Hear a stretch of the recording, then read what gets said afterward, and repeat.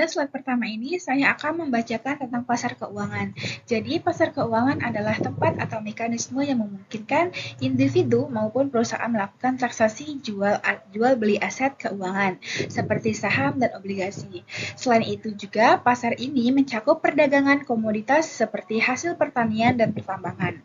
Secara sederhananya, pasar keuangan berfungsi sebagai sarana untuk menciptakan dan memperjualbelikan aset keuangan. Meskipun transaksi bisa dilakukan secara langsung di pasar yang sudah maju, biasanya tersedia lembaga atau sistem khusus yang mempermudah dan mengatur proses perdagangan tersebut agar lebih efisien dan terstruktur. Selanjutnya ada ciri-ciri pasar keuangan. Pasar keuangan atau khususnya pasar uang yang memiliki karakteristik utama yang berfokus pada kebutuhan dana jangka pendek, mekanismenya itu mempertemukan pihak yang memiliki kelebihan dana dengan pihak yang membutuhkan dana secara efisien. Selain itu, pasar ini juga tidak terkait pada lokasi tertentu seperti pasar modal, sehingga transaksi bisa dilakukan secara fleksibel. Namun, pelaku dalam pasar uang cukup beragam, mulai dari bank, yayasan, dana pensiun, perusahaan asuransi, perusahaan besar, lembaga pemerintah, lembaga keuangan lainnya, dan hingga individu masyarakat. Lalu ada slide selanjutnya itu fasilitas yang berupa surat jual beli pasar keuangan digunakan untuk transaksi antar pembeli dan peminjam. Beberapa instrumen pasar keuangan adalah sebagai berikut. Yang pertama itu SBI, yang kedua itu SBPU, yang ketiga itu sertifikat deposito, yang keempat itu interbank money, yang kelima itu komersial paper, yang terakhir itu treasury bills. Lalu ada di slide perbedaan pasar keuangan dan pasar uang. Kalau pasar keuangan itu adalah pasar di mana berbagai jenis instrumen keuangan itu diperdagangkan, termasuk saham, obligasi, instrumen pasar uang, komoditas, mata uang, dan lain-lain. Sedangkan pasar uang itu adalah pasar di mana 4 instrumen keuangan jangka pendek, instrumen pasar uang ditransaksikan. Pasar sekunder adalah tempat terjadinya jual beli surat berharga seperti saham dan obligasi antar investor. Jadi, setelah perusahaan menjual saham pertama kali di pasar primer, saham tersebut bisa diperjualbelikan lagi di pasar sekunder. Ciri utama pada pasar sekunder adalah transaksi dilakukan antar investor, bukan langsung dengan perusahaan. Contohnya itu seperti perdagangan saham di Bursa Efek Indonesia. Nah, pasar sekunder itu dibagi menjadi 3 jenis, yaitu yang pertama, pasar reguler, adalah transaksi saham dengan aturan dan waktu penyelesaian normal. Yang kedua, ada pasar negosiasi, yaitu transaksi yang dilakukan berdasarkan kesepakatan antara penjual dan pembeli. Yang ketiga, ada pasar tunai, yaitu transaksi yang pembayarannya dilakukan secara langsung atau dalam. Selanjutnya, kita masuk ke fungsi pasar primer dan pasar sekunder. Fungsi pasar primer adalah membantu perusahaan mendapatkan modal atau dana. Caranya yaitu dengan menerbitkan saham atau obligasi kepada investor untuk pertama kalinya. Dana yang diperoleh perusahaan biasanya digunakan untuk pengembangan usaha, ekspansi bisnis, atau membayar kebutuhan perusahaan lainnya. Sedangkan pasar sekunder itu punya beberapa fungsi. Yang pertama, memberikan likuiditas kepada investor. Artinya, investor itu bisa menjual kembali saham yang dimiliki kapan saja. Yang kedua, memberikan informasi tentang harga dan nilai suatu saham, karena harga saham berubah sesuai permintaan dan penawaran pasar. Yang ketiga, yaitu mendukung pasar primer. Nah, kalau pasar sekunder itu aktif dan menarik, maka investor itu akan lebih tertarik membeli saham di pasar primer. Selanjutnya ada pasar uang obligasi. Obligasi adalah surat utang jangka menengah maupun jangka panjang yang dapat diperjualbelikan, yang bertujuan untuk memberikan tingkat pertumbuhan nilai investasi yang relatif stabil dengan risiko yang relatif lebih stabil juga dibandingkan dengan saham. Jadi ketika sebuah perusahaan membutuhkan dana, dia akan mengeluarkan surat utang yang akan diperjualbelikan kepada investor dengan karakteristik ada nilai pinjaman nominal, ada jatuh tempo, ada bunga, ada jadwal pembayaran rutin, bisa ada jaminan aset. Jenis pasar obligasi itu ada dua, pasar primer dan pasar sekunder.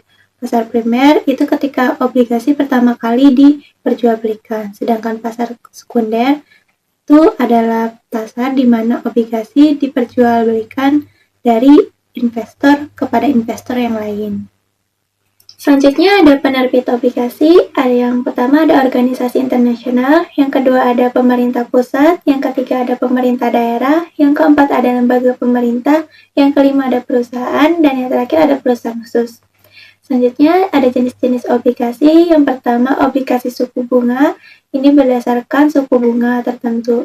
Selanjutnya ada obligasi berimbal hasil, di mana obligasi ini menawarkan suku bunga yang tinggi dengan risiko yang sangat tinggi pula. Selanjutnya ada obligasi tanpa bunga, di mana ini tanpa bunga sama sekali. Kita hanya menerima hasil dari pembayaran pokoknya saja.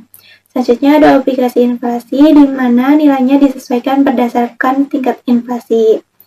Selanjutnya ada obligasi indeks, sama hanya bedanya disesuaikan dengan indeks.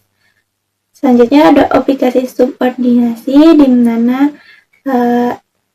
obligasi ini memiliki nilai yang sangat rendah dibandingkan obligasi lainnya. Selanjutnya ada obligasi abadi, di mana di sini kita hanya menerima pendapatan dari suku bunga tanpa menerima pembayaran pokoknya.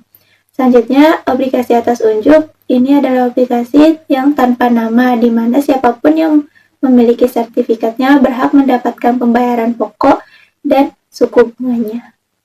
Selanjutnya ada pasar derivatif. Pasar derivatif adalah pasar untuk instrumen turunan yang nilainya tergantung pada aset lain seperti saham, obligasi, mata uang, dan suku bunga. Derivatif merupakan kontrak atau perjanjian yang nilai atau peluang keuntungannya terkait dengan kinerja aset lain. Aset lain ini disebut sebagai underlying asset. Adapun nilai di masa mendatang dari objek yang diperdagangkan tersebut sangat dipengaruhi oleh instrumen induknya yang ada di spot market. Derivatif biasanya digunakan untuk hedging atau sebagai lindung nilai. Selanjutnya itu ada penerbitan obligasi. Yang pertama obligasi internasional, yang kedua pemerintah pusat, yang ketiga pemerintah daerah, yang keempat lembaga pemerintah, yang kelima perusahaan, dan yang keenam itu perusahaan khusus. Lalu selanjutnya ada jenis-jenis obligasi.